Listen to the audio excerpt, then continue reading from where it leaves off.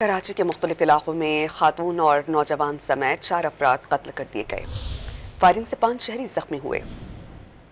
शीरीं जिन्ना colony में 2 गिरोहों में तसादुम के दौरान तेज धार आले के वार से हम्माद नामी नौजवान जाम बहक हुआ। मकतूल सियासी जमात के इलाकाई ओहदेदार का भतीजा बताया जाता है। भिटायाबाद में मोटरसाइकिल सवार मुलजिमान की कार पर फायरिंग से अली असगर बेजारानी जाम बहक जबकि एक खातून जख्मी हो गईं।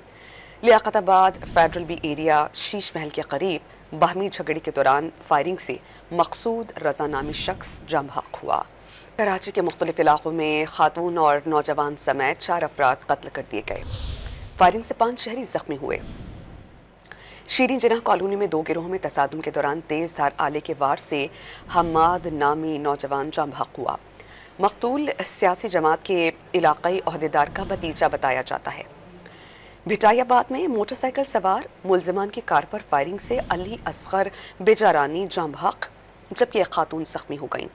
Liaquatabad federal B area Sheesh Mahal के करीब बाहमी झगड़े के दौरान फायरिंग से मकसूद रजा नामी शख्स जाम बहक हुआ।